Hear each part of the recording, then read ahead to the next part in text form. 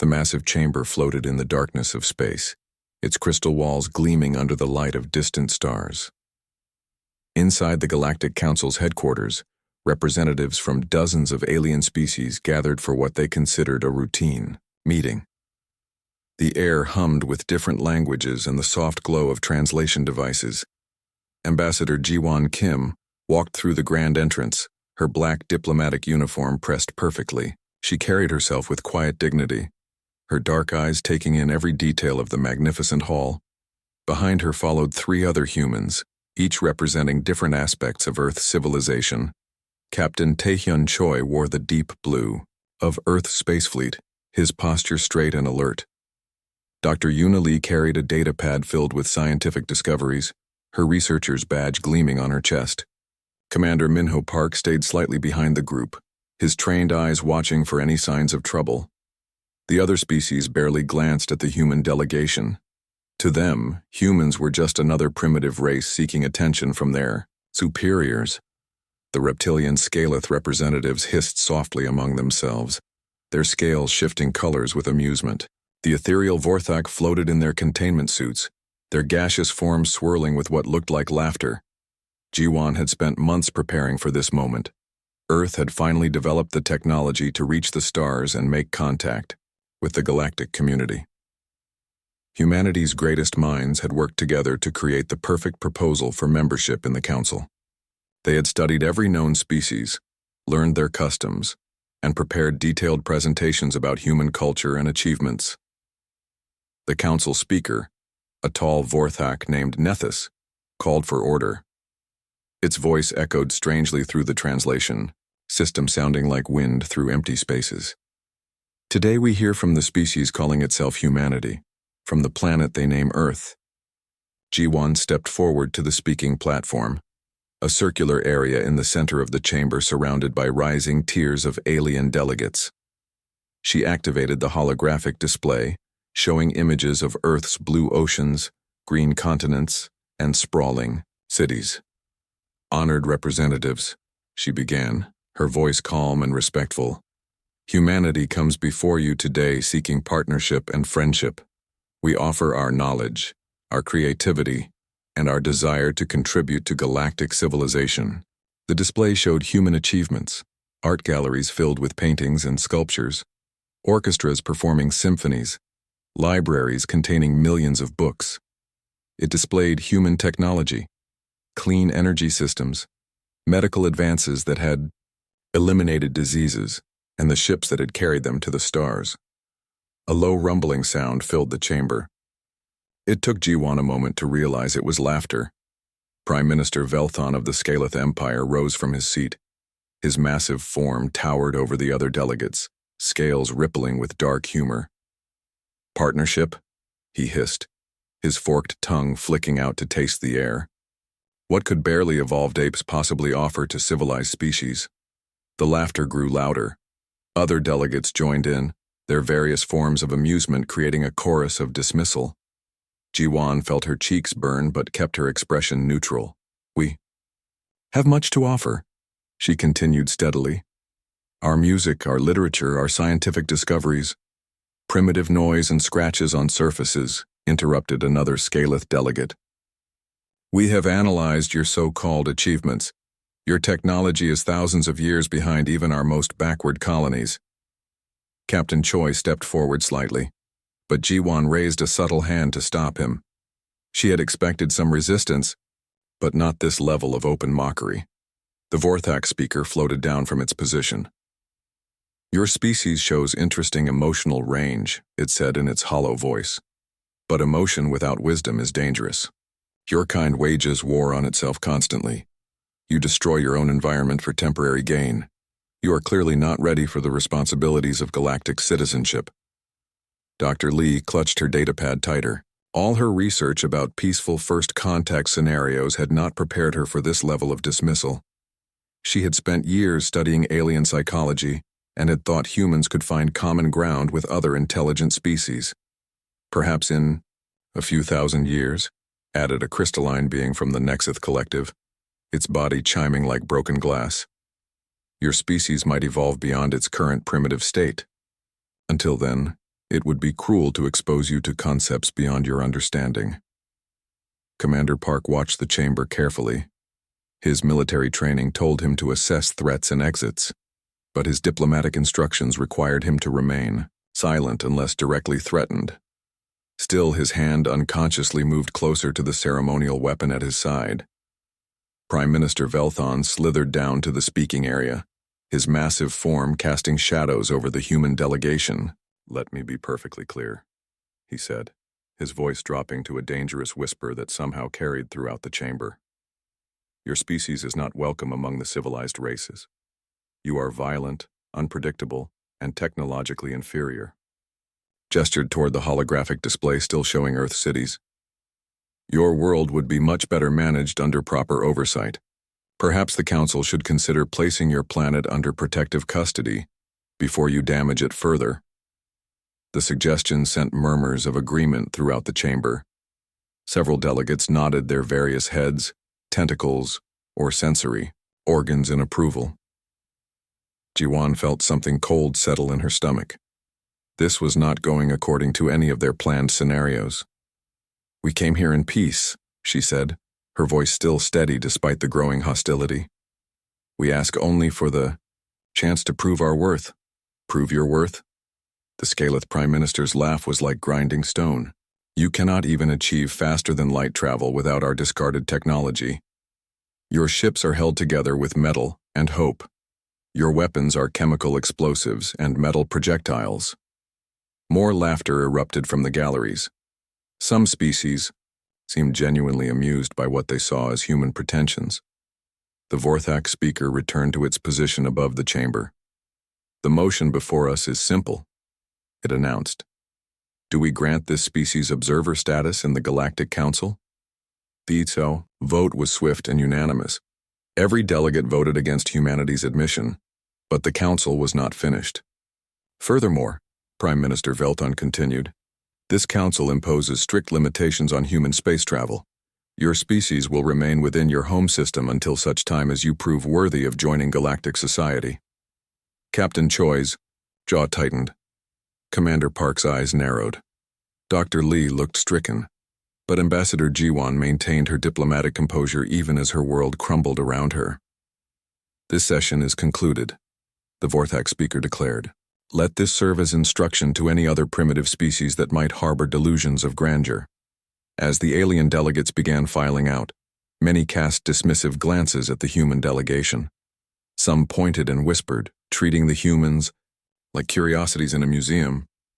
Jiwan gathered her materials slowly, her mind racing. She activated her communication device and sent a coded message back to Earth. "Dignity denied. Recommend Protocol 7. The message would travel across space to reach the leaders of humanity. 3 simple words that would change everything. Protocol 7 activated. As the humans left the chamber, none of the alien delegates paid them any attention. They had dismissed humanity as irrelevant, a minor annoyance that had been properly put in its place. It would prove to be the greatest mistake in galactic history. 3 months had passed since the humiliation at the Galactic Council. The alien delegates had returned to their worlds, confident they had properly handled the human problem. To them, Earth was now nothing more than a contained zoo exhibit, safely locked away from civilized society. Commander Zethrax of the Scaleth Monitoring Fleet floated in his command chair aboard the battleship Devourer. Through the massive view screen, he could see the edge of the human solar system. Several monitoring stations hung in the darkness, their sensors pointed toward the inner planets where the primitive humans lived. "Status report," Zethrax commanded, his scales shifting to a comfortable dark green. "All monitoring stations operational, Commander," replied his tactical officer. "The humans continue their pathetic attempts at space travel. We have detected 17 launches from their homeworld in the past week." Zethrax laughed, a sound like grinding rocks. 17 launches to move a few tons of cargo. So inefficient. Our single transport vessel could carry more than their entire fleet. On Earth, Secretary of Defense Hyunwoo Shin sat in a secure bunker deep beneath the Rocky Mountains. The room hummed with activity as dozens of technicians monitored screens, showing data from across the solar system. The walls displayed star charts, ship designs, and most importantly, detailed scans of alien technology. "Report from the Aegis," announced Communications Officer Soyeon Kang. "Captain Choi is in position near the outer monitoring station." Shin nodded grimly. Protocol 7 was humanity's most secret contingency plan, developed years before first contact based on the assumption that not all aliens would be friendly. While the world's governments had publicly pursued peaceful diplomacy, military planners had quietly prepared for the worst-case scenario. Intelligence Officer Nam, "What do we know about their detection capabilities?" Shin asked. Dongyun Nam pulled up holographic displays showing the alien monitoring stations. Their sensors are incredibly advanced but highly specialized. They can detect energy signatures from great distances, but they seem to rely heavily on preset patterns. They expect to see what they have already classified as normal. "Which means," Shin prompted, "they see our chemical rockets and fusion reactors exactly as they expect to see them. Primitive, but harmless. They are not looking for anything more sophisticated because they believe we are incapable of creating it." Above Jupiter's orbit, the human vessel Aegis drifted slowly toward the nearest Scaleth monitoring station. To alien sensors, it appeared to be a simple exploration ship with basic fusion drives and primitive communications equipment. The hull showed signs of wear and improvised repairs, exactly what the aliens expected from human technology. Captain Taehyun Choi stood on the bridge, watching the alien station grow larger on his screens. "Engineering, how are our camouflage systems holding?" "Perfect, Captain," replied Chief Engineer Soyeon Kang through the intercom. "All advanced systems are running silent. To their sensors, we look exactly like the primitive vessel they think we are." The Aegis had been carefully designed to appear decades behind actual human technology. Its outer hull contained functional but outdated equipment that would register on alien scans. Hidden deep within its core, however, lay technology that would have shocked the Galactic Council into silence. "Incoming transmission from the monitoring station," reported the communications officer. On the main screen, a Scaleth officer appeared. His scales showed the purple patterns of mild annoyance. "Human vessel, you are approaching a restricted area. State your purpose." Captain Choi put on his most humble expression. "Honored Scaleth officer, we are experiencing engine difficulties. Our primitive fusion reactor is overheating, and we fear complete system failure." The Scaleth officer's scales shifted to amused yellow. "Of course your crude technology is failing. Very well, we will provide assistance. It would be cruel to let you drift helplessly in space." As the Aegis was brought alongside the monitoring station, Chief Engineer Kang worked quickly in the engineering sections the aliens could not see. Every moment the ships were connected, human sensors recorded detailed scans of Scaleth technology. Power distribution patterns, shield frequencies, weapon capabilities, and communication protocols were all quietly cataloged. "They are even more arrogant than we expected," Kang whispered to her assistant. "They are showing us their technology openly because they believe we are too primitive to understand any of it." Back on the Scaleth command ship, Commander Zethrax reviewed the daily reports with growing satisfaction. The humans launched another of their cargo vessels today, chemical rockets again, barely achieving orbital velocity. "Yes, Commander," his tactical officer replied. "Their largest warships appear to be primitive metal constructs with kinetic weapons. No energy shields, no plasma weapons, no quantum drives. They pose no threat to even our oldest vessels." What the aliens did not realize was that every human ship they observed was deliberately designed to appear primitive. The real human fleet remained hidden in asteroid mining facilities, deep space construction yards, and camouflaged bases throughout the solar system. Dr. Yuna Lee worked in a secret laboratory beneath the Pacific Ocean, studying biological samples and psychological profiles gathered from every interaction with alien species. Her research had revealed something fascinating about the galactic community. Most of these species evolved from prey animals, she explained to her research team. Herbivores, scavengers, or species that developed intelligence to hide from predators. "They think in terms of hierarchy, submission, and avoiding conflict." "What does that mean for us?" asked her assistant. It means they fundamentally cannot understand how a predator species thinks. They expect us to submit when challenged, to flee when threatened, to accept their authority because it seems overwhelming. Lee paused, studying brain scans of various alien species. They have never encountered a species that responds to threats by becoming more dangerous. Intelligence Officer Nam had spent months analyzing intercepted alien communications. The casual conversations between alien crews revealed how completely they underestimated humanity. They discussed human ships like toys, human weapons like sticks and stones, and human intelligence like that of clever animals. They are broadcasting in the clear, Nam reported to Secretary Shin. No encryption, no security protocols when discussing us.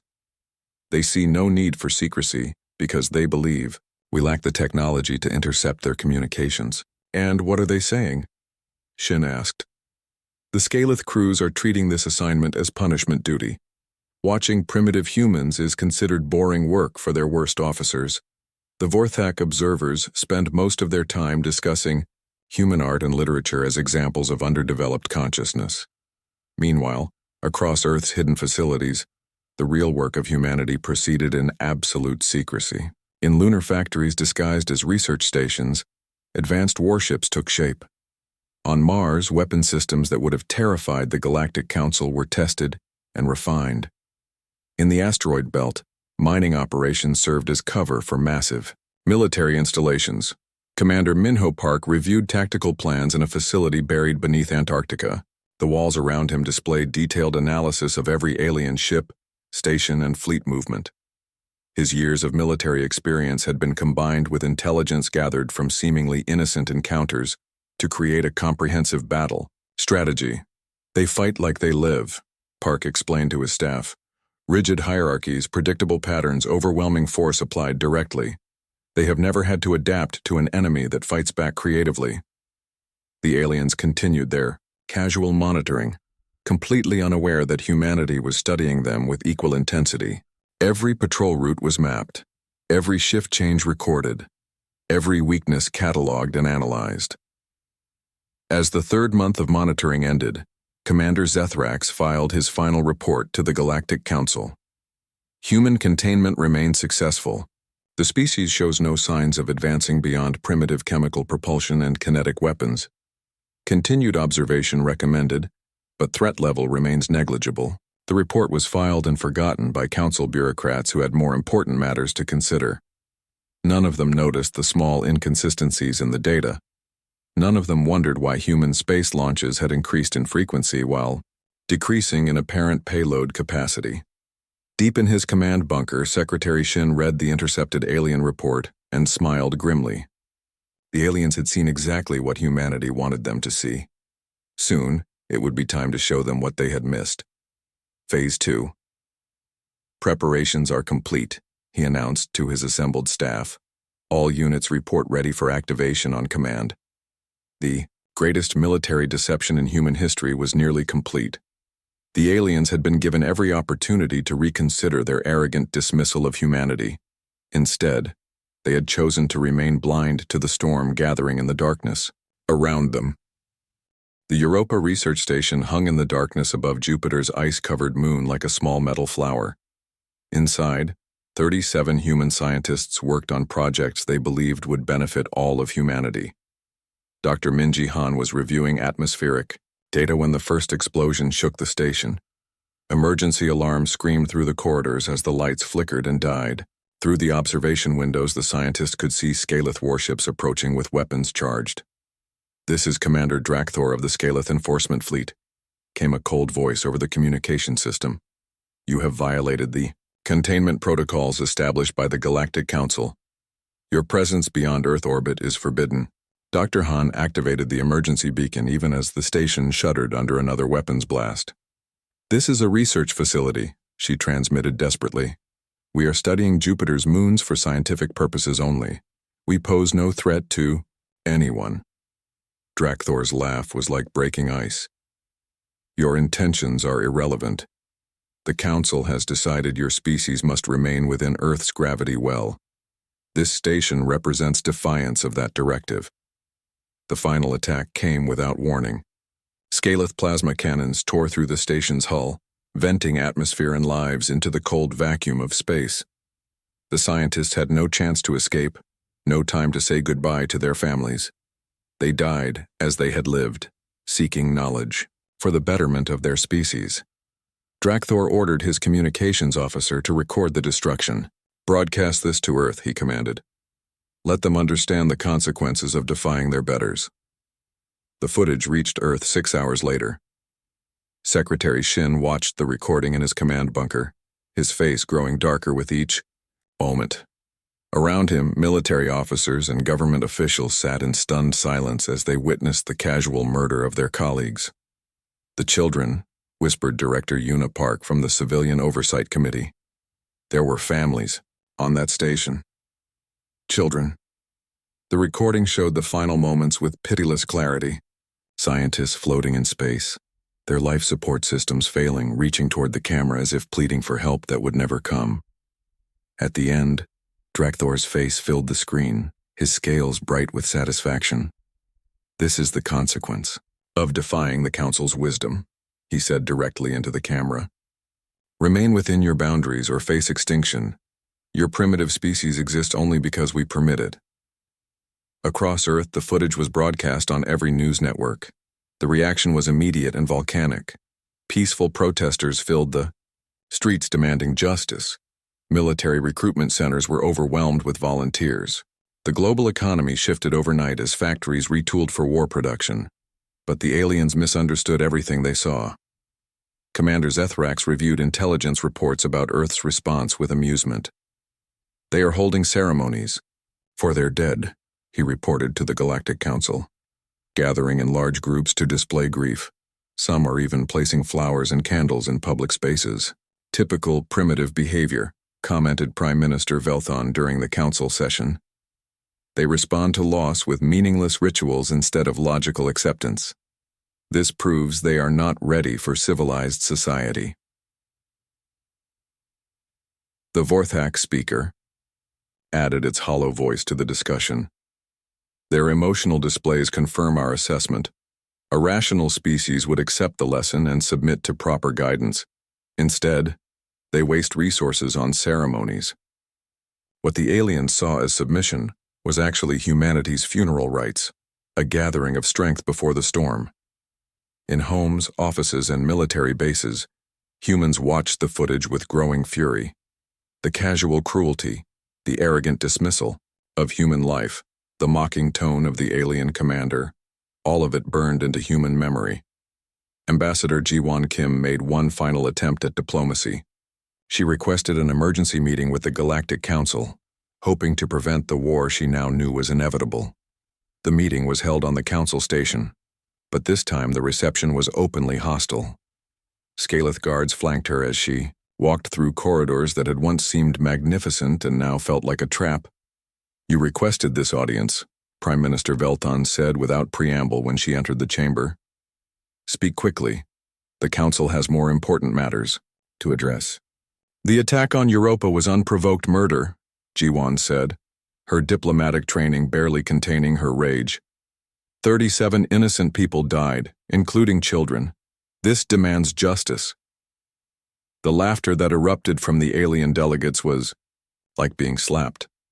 Several species seemed genuinely amused by what they saw as human naivety. "Justice?"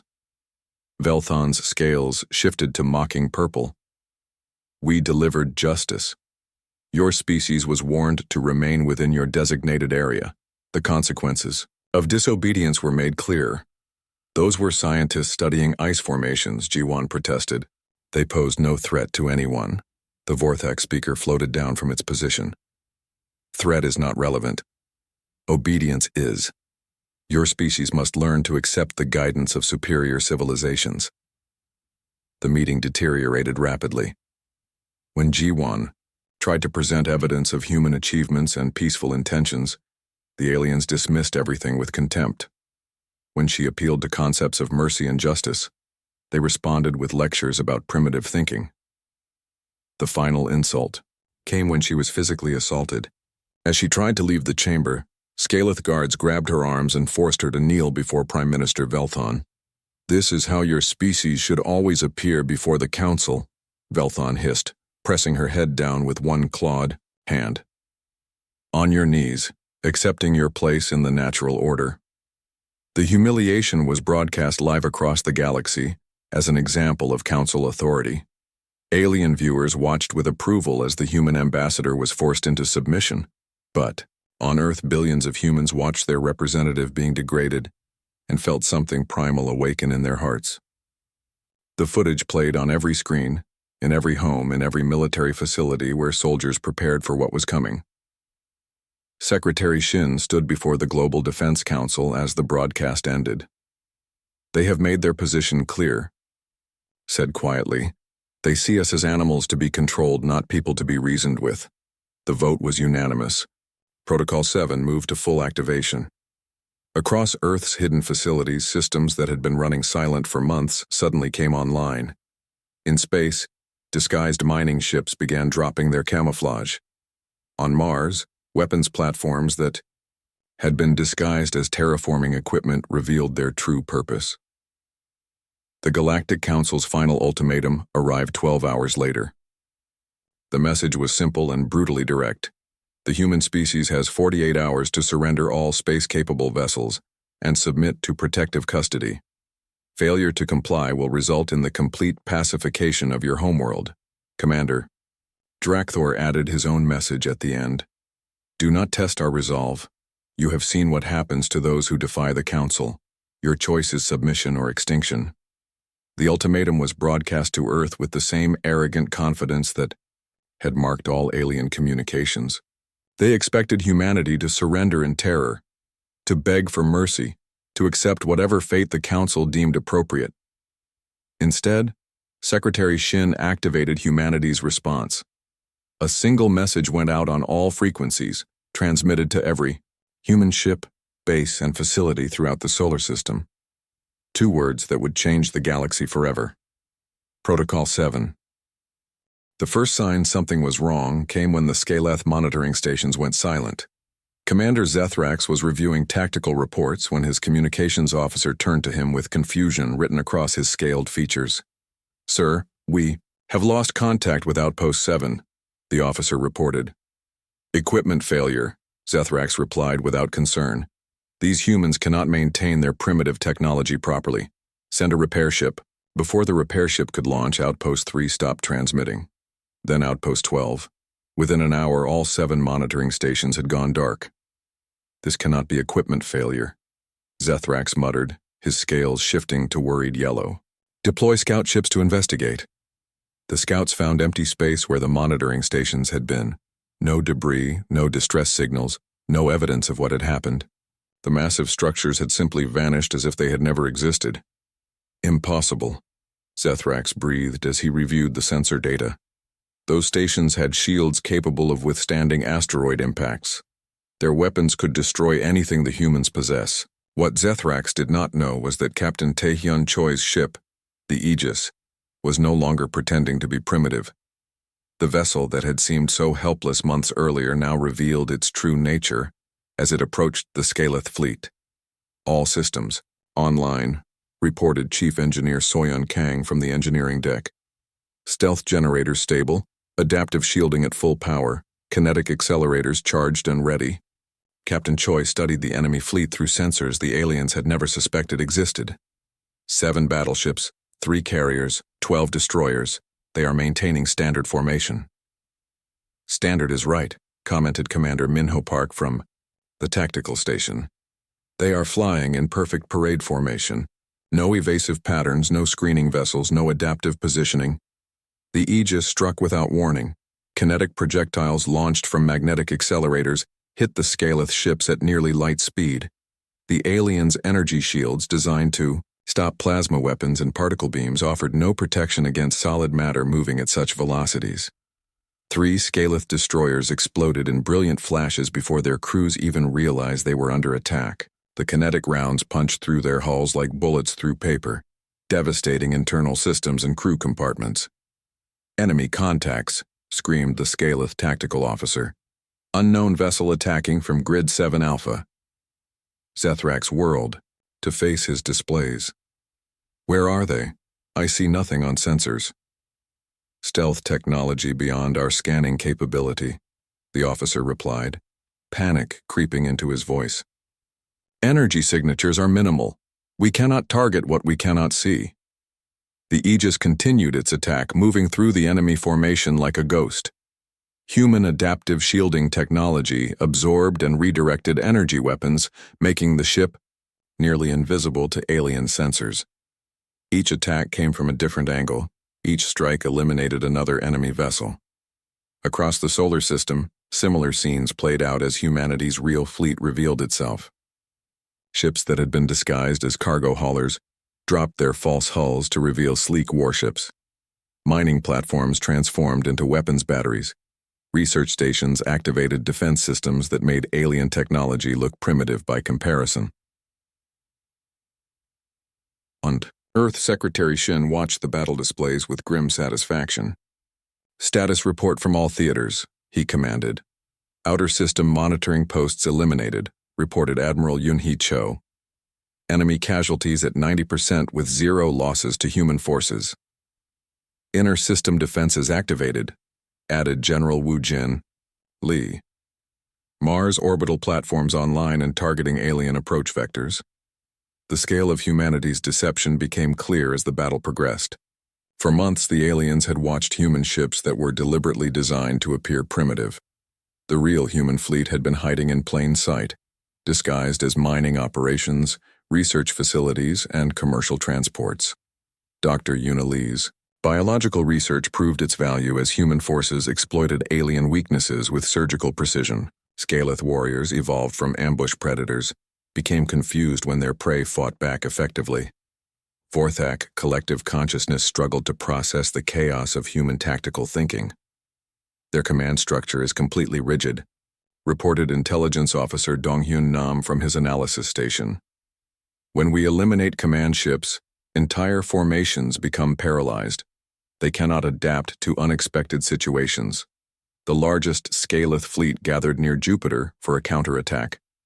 Admiral Zethrax had called for reinforcements from across the sector, assembling 200 warships to crush the human uprising.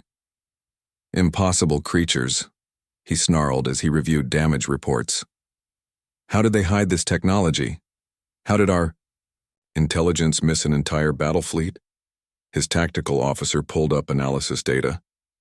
Sir, reviewing our previous encounters with human vessels, every ship we observed showed primitive fusion drives and kinetic weapons, but these new contacts show technology profiles completely different from anything we have seen. They deceived us, Zethrax realized with growing horror. Every interaction, every scan, every piece of intelligence was fabricated. We have been fighting shadows while they prepared to strike at us.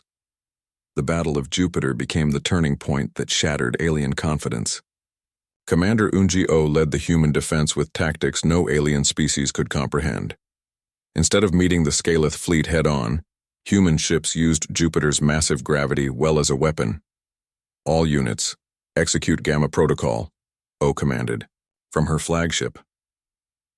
Use the gas giant's magnetic field to mask our approach.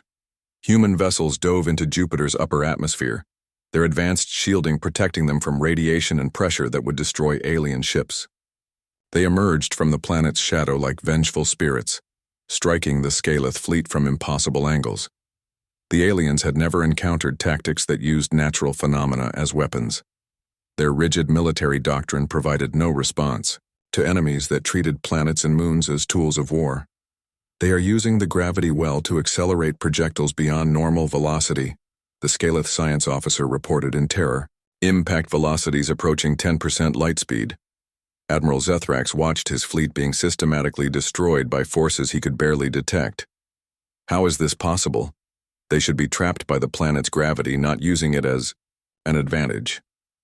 The answer came from captured human transmissions that his intelligence officers finally decoded. Human military doctrine was based on the principle that any environment could be turned into a weapon, given sufficient creativity and determination. Commander Park's tactical brilliance showed itself as human forces demonstrated capabilities the aliens had never imagined.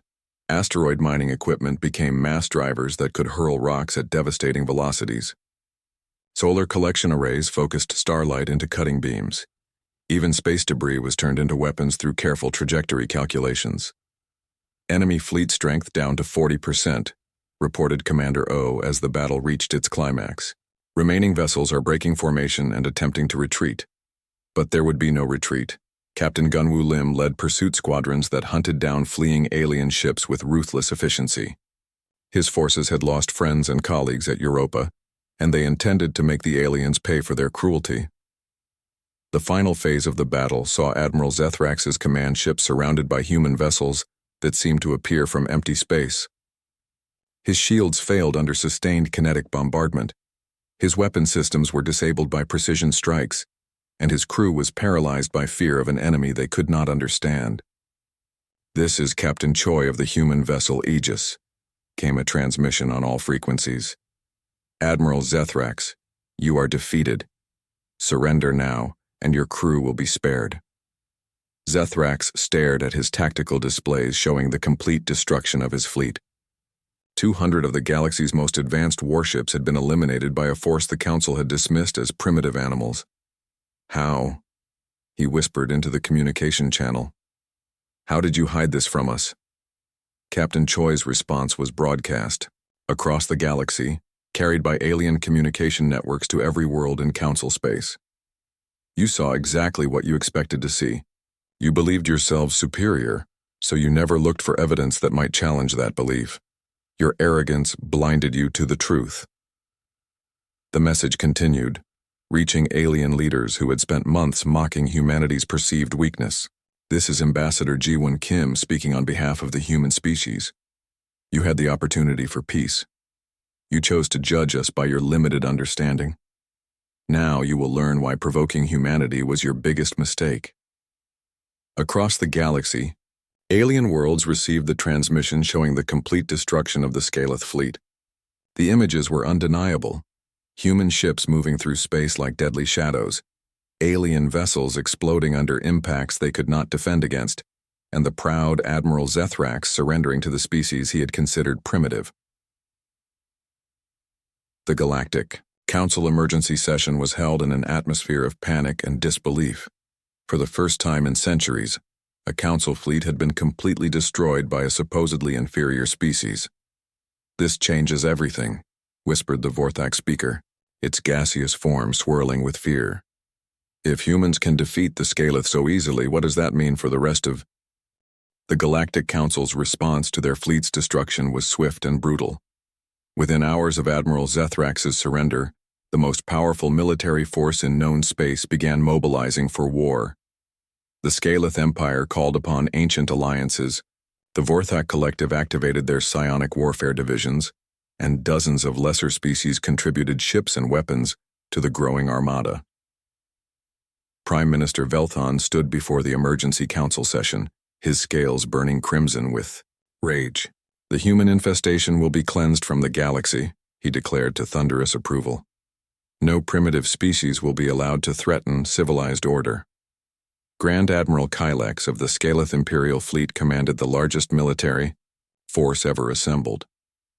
3,000 warships, including the legendary dreadnought Worldbreaker, gathered at the edge of human space. The vessel that had conquered 17 civilizations now targeted the small blue planet that had dared to challenge Council authority. "This ends today," Admiral Kylex announced to his fleet commanders. "The humans showed cleverness in their first attack, but cleverness cannot overcome overwhelming force. We will crush their pathetic resistance and make an example that will terrify any other species considering rebellion." The Council's plan was simple and brutal. The combined fleet would jump directly to Earth orbit, destroy all human military assets, and bombard the planet until its population surrendered unconditionally. The attack would be broadcast live across the galaxy as a demonstration of Council power. But humanity had been preparing for this moment since the first diplomatic failure months ago. Commander Minho Park stood in the war room buried beneath Earth's surface, studying holographic displays that showed the approaching alien fleet. Around him, Military officers from every human nation worked together with perfect coordination. Enemy fleet composition confirmed, reported Colonel Jinsu Kim. Approximately 3,000 vessels including super heavy battleships and carrier groups. Estimated arrival time 14 hours. Defensive positions? Park asked. All orbital platforms online and fully charged, answered Admiral Yoon-hee Cho. Luna Base reports missile batteries ready for deployment. Mars Command confirms kinetic accelerator arrays locked onto approach vectors. Dr. Yuna Lee activated her biological warfare analysis station. Psionic countermeasures are ready for deployment against Vorthak forces. Our neurodiversity research indicates their collective consciousness cannot process human thought patterns effectively. The first phase of the alien attack began exactly as Park had predicted. The combined fleet dropped out of hyperspace in perfect formation, their vessels arranged in the classic Council battle pattern that had dominated the galaxy for centuries. Human vessels, this is Grand Admiral Kylex of the Galactic Council Defense Force, came the transmission on all frequencies. You have committed acts of war against lawful authority. Surrender immediately or face complete annihilation. Secretary Shin activated the global communication system from his command bunker. This is Secretary Hyunwoo Shin representing the human species. We offer you the same choice you gave our researchers at Europa. Leave our space immediately or face the consequences of your actions. Admiral Kylex's laughter echoed across space. Consequences? You destroyed one monitoring fleet through trickery. Now you face the full might of galactic civilization. Your world will burn for your arrogance. The alien assault began with overwhelming firepower.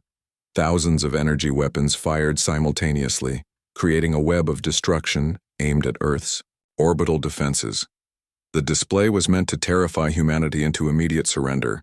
Instead, it revealed the true scale of human preparation.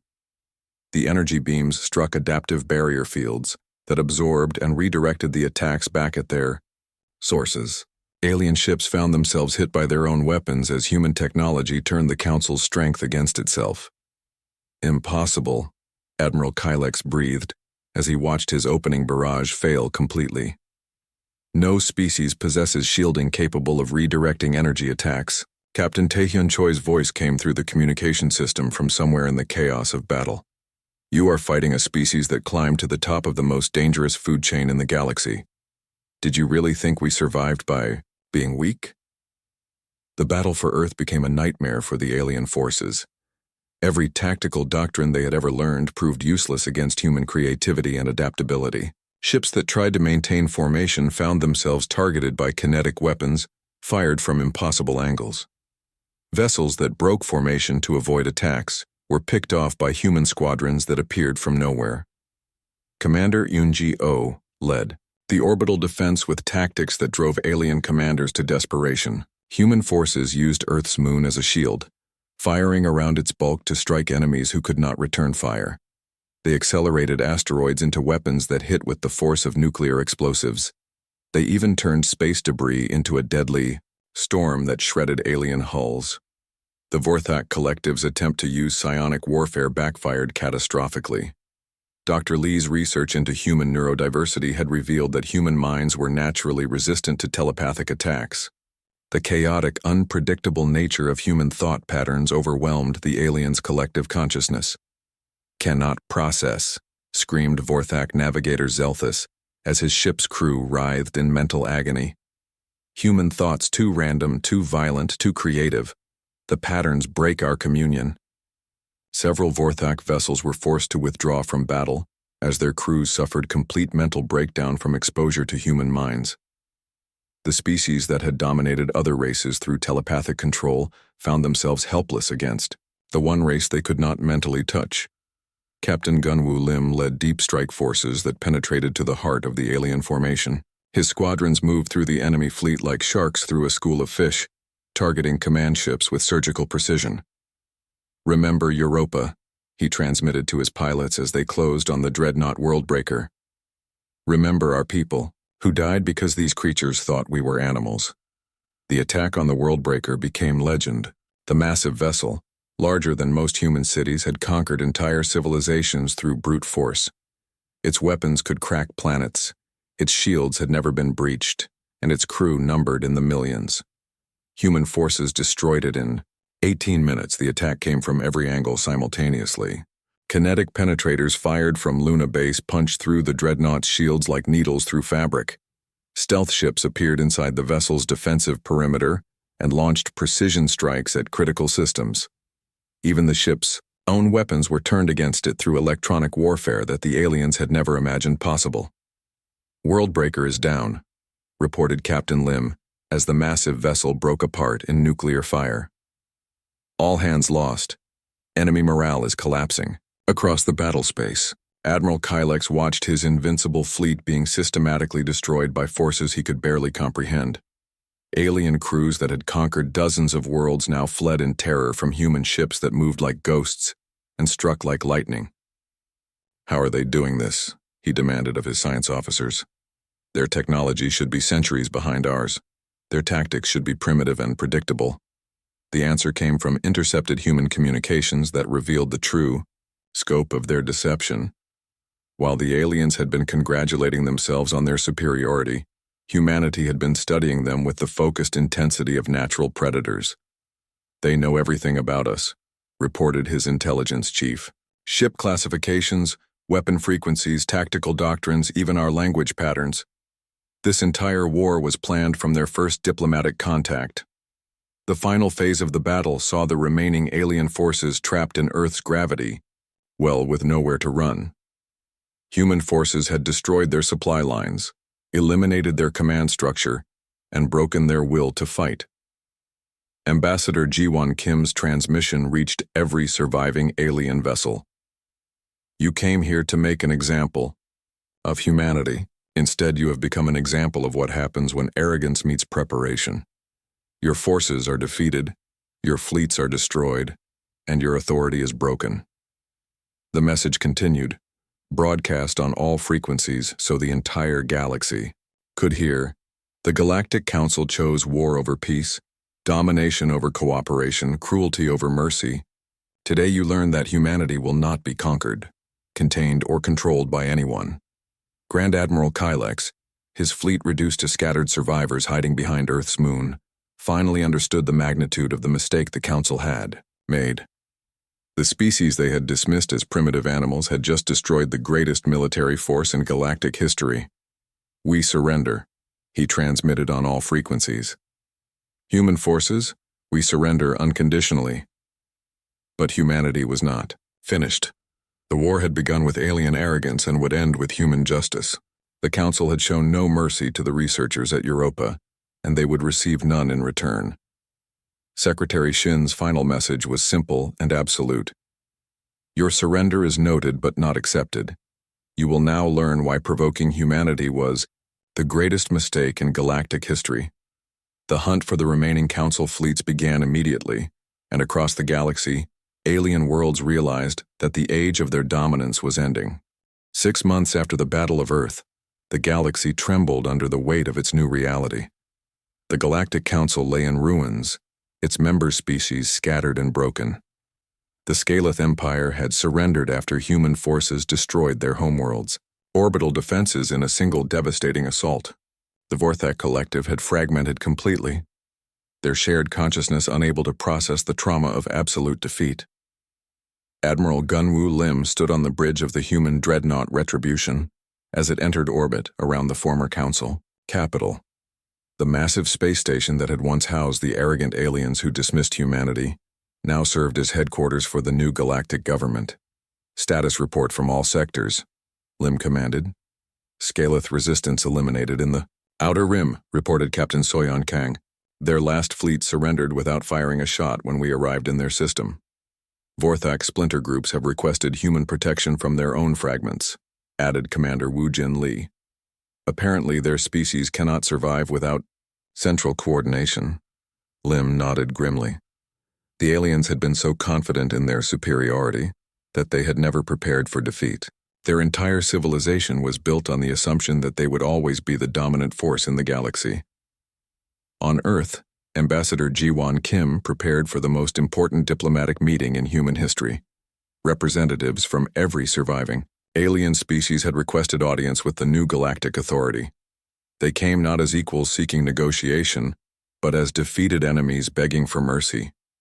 The great chamber where humans had once been mocked and humiliated now hosted a very different kind of gathering. Ambassador Kim sat at the center of the room while alien delegates lined the walls like supplicants awaiting judgment. Former Prime Minister Velthon of the Scaleth Empire was first to speak. His proud scales had faded to the gray of defeat, and his massive form was hunched with shame. Honored human representative, he began, his voice barely above a whisper. The Scaleth Empire formally requests mercy for our surviving worlds. We acknowledge our mistakes and submit to human authority. Kim studied the alien who had once forced her to kneel in this same chamber. Your mistakes, she repeated calmly. Is that what you call the murder of 37 innocent researchers? Velthon's scales darkened further. We were wrong to attack your people. We misunderstood human capabilities and intentions. We beg for forgiveness. You misunderstood nothing, Kim replied with ice in her voice. You understood perfectly that you were killing helpless civilians. You simply believed you would never face consequences for your actions. Around the chamber, other alien representatives watched in terror as their former leader was publicly humiliated. The Nexith Collective's crystalline ambassador chimed nervously, its structure flickering with fear. Secretary Hyunwoo Shin entered the chamber wearing the uniform of the newly established Galactic Defense Force. The insignia on his collar marked him as Supreme Commander of all military forces in known space. The human species has decided the future structure of galactic civilization, he announced to the assembled aliens. The age of species supremacy is over. The age of earned authority begins now. He activated a holographic display showing the new galactic map. Human-controlled systems glowed blue across the star charts, with alien worlds marked in various colors based on their new status. Species that surrender completely and accept human oversight will be allowed to govern their internal affairs, Shin continued. Those that demonstrate genuine reform and peaceful intentions may earn limited autonomy. Those that resist will be administered directly until they prove worthy of self-rule. The Vorthak speaker, one of the few survivors of their collective collapse, floated forward in its containment suit. What of our people who cannot survive without collective consciousness? Many of our colonies face extinction. Dr. Yuna Lee stepped forward, her research data pad displaying months of analysis. Human medical teams are already working to stabilize your fragmented populations. We will not allow species to die because their leaders made poor choices. Her words sparked hope among the alien delegates, but Kim quickly crushed any assumptions about human softness. This mercy comes with conditions, the ambassador stated firmly. All species will contribute to the memorial fund for Europa's victims. All former council members will provide full historical records of their treatment of other species. Any attempt to hide past cruelties will result in immediate loss of autonomous status. Captain Taehyun Choi entered the chamber carrying a data device containing intercepted alien communications. We have reviewed your internal discussions during the war, he announced. Several species made plans to exterminate humanity completely if you had won.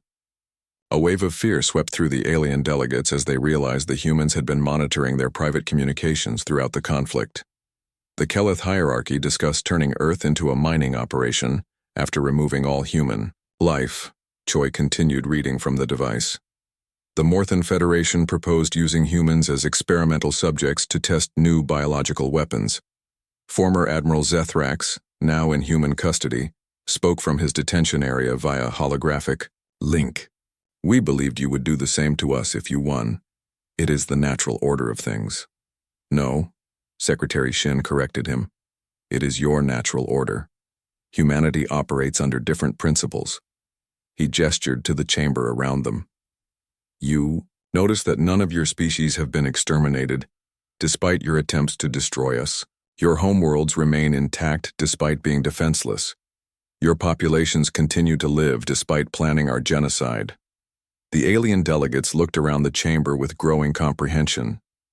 They had expected the victorious humans to behave as they would have behaved in victory, with cruelty, domination, and revenge. Instead, they found themselves facing something they had never encountered: a predator species with a moral code.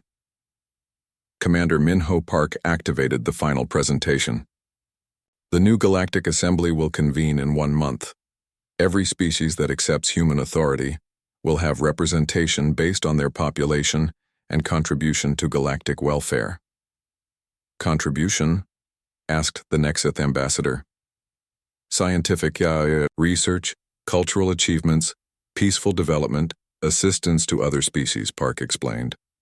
Your voice in government will be earned through positive actions, not inherited through assumed superiority. Ambassador Kim stood to deliver the final declaration. The Galactic Council dismissed humanity as primitive animals incapable of civilization. Today you learn that true civilization is not measured by the power to dominate others, but by the wisdom to use power responsibly. She looked directly at each alien representative in turn. You are alive because humanity chooses mercy over vengeance. You have autonomous government because we believe in earned respect rather than forced submission. Your species continue to exist because we understand that diversity makes civilization stronger. The chamber fell silent as the full weight of human generosity became clear to the assembled aliens. They had expected conquest and received guidance. They had feared extinction and found protection. They had prepared for slavery and been offered partnership. 5 years later, the galaxy prospered under human leadership in ways the old council had never achieved.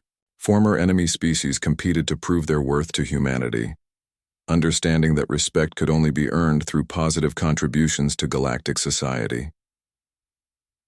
The memorial to Europa's victims stood at the heart of the new capital station, bearing a simple inscription written in every known language. They died as explorers seeking knowledge. They are remembered as the catalyst for humanity's rise to guardianship of the stars. Ambassador Kim, now serving as the first human Secretary General of the Galactic Assembly, often visited the memorial. The names of 37 scientists served as a constant reminder of why humanity had been forced to abandon diplomacy for war, and why they must never allow such cruelty to happen again. The final entry in her official log read, "The Galactic Council's greatest mistake was not recognizing our strength. Their greatest tragedy was not understanding our mercy. The galaxy is safer now because humanity learned that sometimes peace can only be achieved through the absolute defeat of those who would destroy it." In the end, the aliens had been right about one thing. Humanity was indeed different from every other species in the galaxy. The difference was not their weakness as the Council had assumed, but their unique combination of predator instincts and moral principles. The galaxy learned that when you provoke a species capable of both perfect violence and perfect restraint, you discover whether you deserve mercy or justice. Fortunately for the former council members, humanity had chosen mercy. The transformation was remarkable. Species that had once sneered at human primitive emotions now studied human philosophy and ethics in their universities. The Scaleth Empire, rebuilt under human guidance, became known for their dedication to peaceful exploration rather than conquest. The reformed Vorthak Collective learned to appreciate individual thought and creativity, abandoning their suffocating group consciousness for a healthier balance of unity and independence. New species discovered by human exploration, fleets were greeted with respect and offered partnership rather than subjugation. The galaxy's first truly egalitarian go